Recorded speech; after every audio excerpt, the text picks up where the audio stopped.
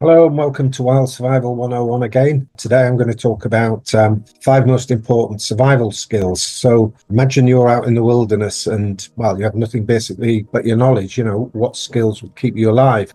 I know there are some survival courses that are taught where all you're allowed to take with you for a weekend or is the knife, is just a survival knife, and then you have to learn to adapt from that. But it's possible to survive with minimal implements, but the most important one is your knowledge. So today, I just want to reveal the five most crucial survival skills I think that could mean the difference between you coming through a survival event or not. So if you haven't watched any of our previous FAQ videos on wilderness survival basics, the last one I did was the 7 priorities of survival. So you can check those out first if you want, and that'll give you the foundation about what we're going to cover today. So what I'm about to show you is not just about theory. Each of these skills has saved real lives in real situations. In fact, before I reveal each skill, I'd want you to pause and think, what would you consider would be an essential survival skill? So the first one I think is, one of the first ones, they're all very important. So these aren't really in any order. So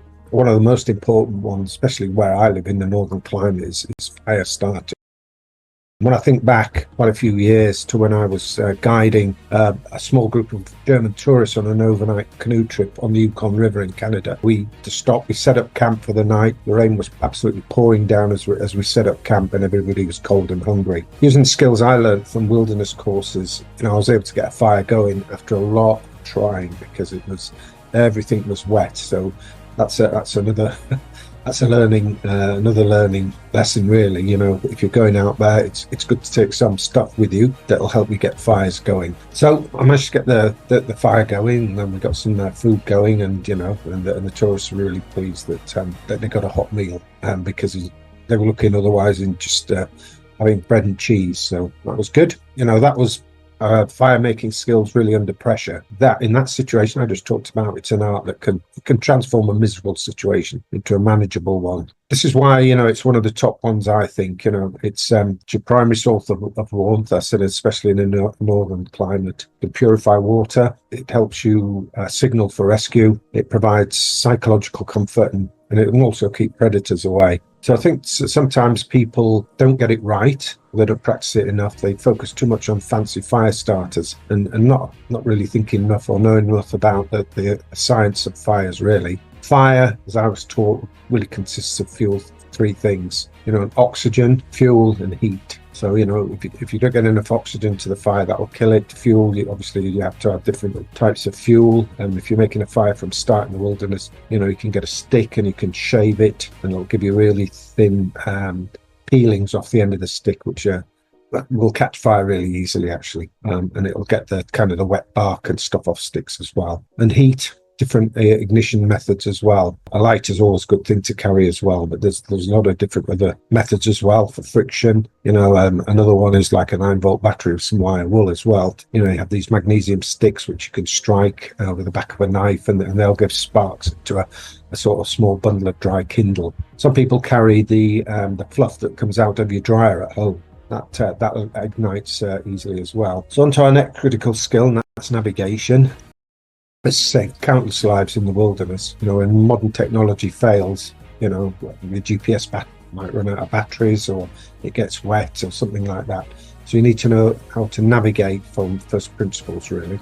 You need to know how to read a topographic map, basic map features, how to use a compass, demonstrate basic bearings and following a course on a map.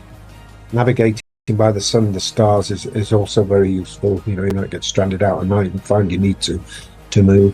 And identify natural direction indicators and be able to understand terrain features as well. So as I've mentioned, don't rely on your GPS. We talked about before about the rule of threes as well, and really and that comes down to the third one. You can't really go without water for more than 3 days as well. So water collection and purification is really important as well. The essential skills under that could save your life is identifying safe water sources, different purifications methods that there are, creating water collection systems and water conservation strategies.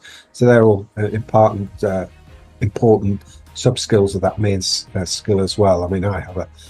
I have a live straw which is like a ceramic filter. It's like a small tube, really. It'll go inside a special water bottle, and you can just fill the water bottle in and suck it up, suck the water up through there. And the advances in technology have made water purification so much easier these days. And of course, there's the old chemical means, like putting two tablets in in water as well, and letting them sit for a while as well to kill all the bacteria, etc. So the fourth skill, I think, is shelter building. So that can mean the difference between life and death in harsh conditions. I'll do a deeper dive into the shelter building in another video. The essential things here, I think, are choosing the right location. You want to make sure you're not building a tent or building a shelter under a dead tree or something where a branch might fall down as well. And I'll talk about basic shelter designs, how you can build shelters from scratch, just using branches and leaves that could be around you in the woods, wherever you're hiking. Natural material selection that comes into what I've just talked about, and essential construction techniques. There's many different ways to put an emergency shelter together, just using what's out in the wilderness there. You can use parts of a fallen tree as well, and use that as part of the roof, and prop branches against it, and then cover it with other branches. So there's a lot of different ways you can build an emergency shelter. And a previous video I did was specifically where I am at the moment, and that's heaping up piles of snow to make it like a snow cave as a temporary shelter as well. And then the skill number 5 I want to talk about is food procurement. That kind of breaks down into basic trapping skills, identifying edible plants, simple fishing techniques as well, safe food storage. But where I live, especially when the bears come out of hibernation, they're hungry, they're looking for food. So, you need to know how to store your food high up in a tree as well. Here's something crucial to understand as well. None of these skills exist in isolation. So they all work together to create a complete survival system. This is how these skills work together. So I could talk about how a fire helps with water purification if you didn't have a ceramic filter or purification tablets. If you have something you can boil water in, fire can purify water for you as well. I've seen people hollow out a piece of wood and put water in it, dirty water, and then they've heated a stone in a fire, a clean stone, and dropped it into the water because they didn't have like a pot with them, and that will boil the water as well. Obviously, alongside water purification, you want to make sure you have a shelter that's close to water sources as well, and then how navigation does affect all other survival skills. You need to know where you're going, and you need to know where you are at all times. So if you do get lost, then you know where you are, you know how to backtrack or go to the nearest exit point to get back to civilization, really. So in closing, these 5 skills, they form the foundation of wilderness survival, really, as I see them. But all these skills are useless without the right mindset and proper priorities as well. So in our next video, we'll answer another crucial question people have been asking about, is how to build a wilderness survival shelter. So we'll look into types of shelters, location of selection, and construction techniques that could save your life in the wilderness. If you're interested in winter survival, which I am because of where I live, I've uploaded a video on how to build a snow shelter or a quinsy. Leave any comments below telling me which of these skills you most want to learn about more. And your feedback helps me create content that you most need. I've already had some feedback. One gentleman's asked about some specific survival skills for surviving in this part of the world where I live in northern Canada. So until next time, skills are like tools. They work best when they're sharp and ready.